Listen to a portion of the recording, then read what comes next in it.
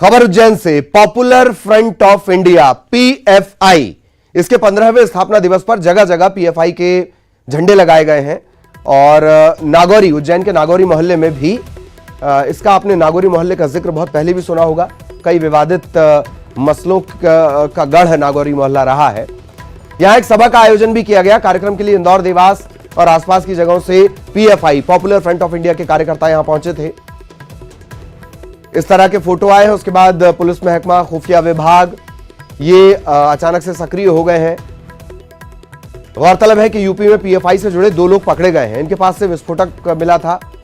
अब पीएफआई के प्रदेश अध्यक्ष कह रहे हैं कि उन्हें फंसाया जा रहा है क्योंकि हमने 26 जनवरी को दिल्ली में हुई किसान ट्रैक्टर रैली का समर्थन किया था। पीएफआई यह भी कहता है कि बीजेपी और संघ सांप्रदायिकता और अराजकता फैलाते हैं। हमारा कार्यक्रम पॉपुलर फ्रंट डे के उपलक्ष्य में आयोजित किया गया है।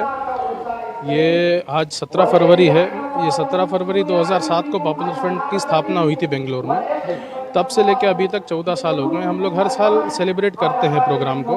तो उसी सिलसिले में आज एक उज्जैन जिले का ये प्रोग्राम आयोजित किया गया है। इसमें उज्जैन की अलग अलग जगहों से लोग आए हुए हैं, उन लोगों ने शिरकत करी है। देखिए, यूपी में जो लोग कल अरेस्टिंग हुई है उसके अंदर हमारा स्टैंड हम लोगों ने बोला है मीडिया में, वो फैब्रिकेटेड एक स्टोरी बनाई है और वहाँ पर प्रेजेंट ये कर दिया गया है कि ये वो लोग कुछ वहाँ पर गड़बड़ फैलाने के काम कर रहे थे। उसमें हमारा स्टैंड क्लियर है कि वो लोग हमारा एक्सपांशन का वर्क करने के लिए बंगाल की तरफ के दौरे पर थे। अब वहाँ पर उन लोगों का अरेस्टिंग भी 11 तारीख को हुआ था। अब 11 तारीख को अरेस्टिंग हुआ है, जब 16 तारीख को, 15 तारीख को वहाँ पर उनके फैमिली वालों ने केरला में कंप्लेंट लिखाया है।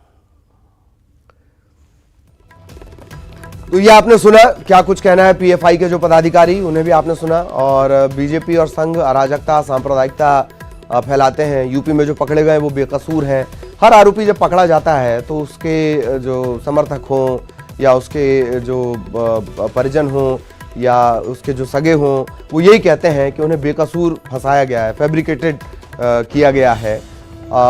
इसके अलावा पीएफआई का जो आयोजन है, क्या ये भी सवालों के घेरे में है? इस तरह के तमाम सवाल हैं। पुलिस और खुफिया विभाग अब सक्रिय हो रहे हैं। बिना पुलिस, बिना प्रशासन की इजाजत के, क्या इजाजत और अनुमति ली गई इस आयोजन को करने में? अगर ली गई है तो पहले से सक्रिय होना था, और नहीं ली गई है तो यह आयोजन हो कैसे गया?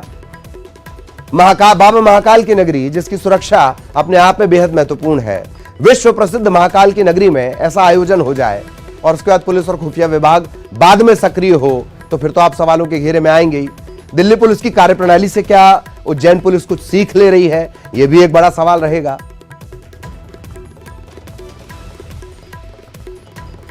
तो पीएफआई का यह तर्क है कि हमने किसान ट्रैक्टर रैली का समर्थन किया और इस वजह से उन्हें फंसाया जा रहा है। जो गिरफ्तारियां हुई हैं, उत्तर प्रदेश में जो गिरफ्तारी हुई हैं, बताया गया कि वो तो बंगाल के किसी मिशन पर थे और उत्तर प्रदेश में उन्हें गिरफ्तार कर लिया गया है। फिर केरल से किसी ने कहा कि सब फला फला आदमी पहुंचे नहीं है, पता किया गया तो पता चला कि उनकी गिरफ्तारी हो गई है।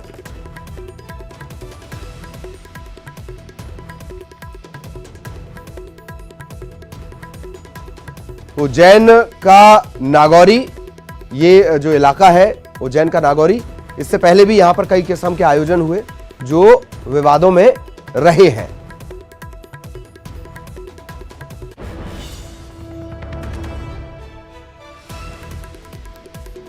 पीएफआई का ये आयोजन है, popular front of India. PFI जन्मदिन अपना मना रहा था, स्थापना दिवस मतलब, और आसपास के जो लोग हैं, पदाधिकारी हैं, इससे जुड़े हुए, संगठन से जुड़े हुए, संगठन चलाना गलत नहीं है, पर किसी संगठन की संलिप्तता अगर गलत काम में मिलेगी तो जवाबदेही बनती है, पूरे संगठन की बनती है, इसमें भी कोई गलती नहीं। पीएफआई का यह तर्क है कि हमने किसान ट्रैक्टर रैली को समर्थन किया, इस वजह से पीएफआई के कुछ लोगों को फंसाया जा रहा है।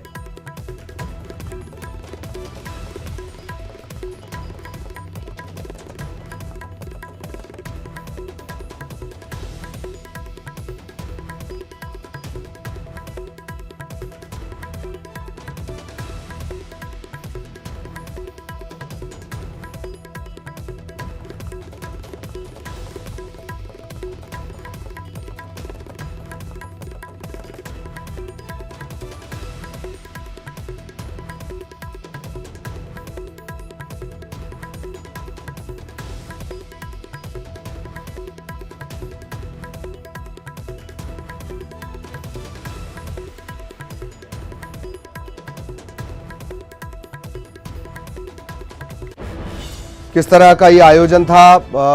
और आनंद हमारे सहयोगी इस वक्त हमारे साथ जुड़े हुए हैं। आनंद, सबसे पहले तो जिस जगह पे ये आयोजन हुआ है, अगर मैं गलत नहीं हूं तो वो पहले भी सुर्खियों में रहा है, एक बात। दूसरी बात, इजाजत ली गई थी तो फिर ध्यान रखना था, और इजाजत अगर ली ही नहीं गई तो फिर इतना बड़ा आयोजन हो कैसे गया? आनंद। बिल्कुल ललित, आपने बिल्कुल ठीक कहा। ये जो आयोजन हुआ है ये नागौरी मोहल्ले में हुआ है। ये शहर का वो क्षेत्र है जहां पर पहले भी कई बार सुर्खियों में रहा है उज्जैन शहर को लेकर।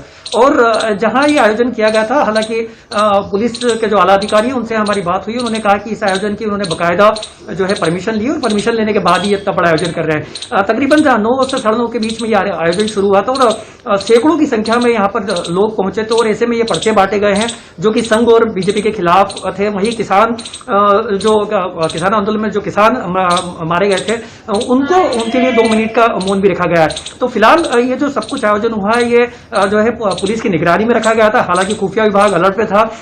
तमाम जो पुलिस के कैमरे हैं वहां पर उन्होंने इसको पूरे कार्यक्रम की वीडियो रिकॉर्डिंग कराई है, और पुलिस के आलाधिकारियों ने भी कहा है कि इसकी पूरी वीडियो रिकॉर्डिंग देखने के बाद देखा जाएगा कि अगर कुछ बातें इसमें निकलती है जो कि गलत होगी तो उनके खिलाफ मामला भी दर्ज किया जाएगा। ललित, आपको एक बात और बता दूं कि हालांकि ये जो पीएफआई है, पॉपुलर फ्रंट ऑफ इंडिया, ये इसका मध्य प्रदेश में किसी भी तरह से इस पर प्रतिबंधित संगठन नहीं है। लेकिन 2 दिन पहले जिस तरह से यूपी में इनके 2 सदस्यों के खिलाफ सदस्यों के पास से बड़ी मात्रा में विस्फोटक मिला है, उसके बाद से पुलिस की जरूर इस बात को लेकर हड़कंप मचा हुआ था, क्योंकि कल तकरीबन 5 से 6 जगहों पर इन्होंने अपना झंडा फहराया है, और उसके बाद देर रात को एक कार्यक्रम भी किया है। तो पुलिस महकमा जरूर जो है अलर्ट पे था, और ये जो जिस तरह से कार्यक्रम हुआ उसके बाद जो पर्चे बांटे गए उसके बाद जो है पुलिस महकमा जरूर इस बात की छानबीन में लगा हुआ है कि अब किस तरह से इसमें आगे कार्रवाई की जाएगी। जी, वाकई छानबीन पड़ताल करनी जरूरी है। एक बात आपने खुफिया विभाग की कही, अक्सर खुफिया विभाग जो है वो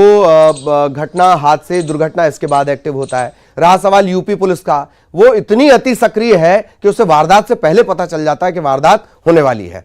बहुत बहुत शुक्रिया आनंद आपका इस तमाम जानकारी के लिए। बाबा महाकाल की नगरी में इतना बड़ा आयोजन हो तो उसके हर पहलू पर नजर होनी चाहिए प्रशासन की, ऐसी उम्मीद की जा सकती है। एक और बड़ी खबर का रुख कर रहे हैं, वो ग्वालियर से मिल रही है। ग्वालियर एक्सप्रेस में डकैती की वारदात को अंजाम दिया गया है। छपरा सोनपुर रेलखंड पर डकैती की गई है। सोनपुरा दिघवारा के बीच लूटपाट की गई। विरोध करने वाले युवक को गोली मारकर घायल कर दिया गया।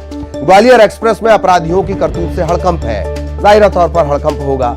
एक तरफ कहा जा रहा है कि साहब 12 बजे से 4 बजे तक किसान रेल रोकने वाले हैं। अब जब वो रेल रोकने वाले हैं तो रेल में तो व्यवस्थाएं चाक चौबंद, तगड़ी, पुख्ता होनी चाहिए थी सुरक्षा व्यवस्था। उसके बावजूद ग्वालियर एक्सप्रेस में डकैती की वारदात हो जाती है, तो कितनी पुख्ता वो सुरक्षा व्यवस्था है ये देख लीजिए। भाई साहब थे हमारे साथ में, हम सो रहे थे नीचे, भाई साहब ऊपर सो रहे थे, उन्होंने हमको जगाया, स्लीपिंग चैन लगाए थे हम। उन्होंने फ़ोन छीना, पहले फ़ोन छीनने के बाद उन्होंने जेब में हाथ डाला। मैंने पैसे उनको दे दिए निकाल के। हमने उनसे कहा भाई सिम तो मेरे को दे दो। वे लोग धक्का उक्की की, फिर उन्होंने और जेब में 50 रुपये डले थे, वो उन्होंने ज़बरदस्ती निकाले। और एक पीछे था, हमने उनसे कही भैया, हमने कि कुछ, मैंने की सिम तो हमारी दे दो, पैसे तो आप ले ही जा रहे हो। उन्होंने तो बहुत बोल रहा है, तब से ये लें। एक लड़का खड़ा था, उसने गोली मार दी हमारे। क्या क्या ले गया आपका? मोबाइल है एक। मोबाइल तो ले गया ना? पैसा भी कुछ ले गया? हाँ, पैसे थे 2200 रुपये। हम करीब, मेरे साथ ही 10 लोग थे ट्रेन में करीब, और उन सभी से मारा पीटी की है, और ज़बरदस्ती उन्होंने हथियार के दम पे पैसे लूटे हैं। हमारे लोगों को मोबाइल भी गए हम लोगों को। कितना पैसा लूट लिया?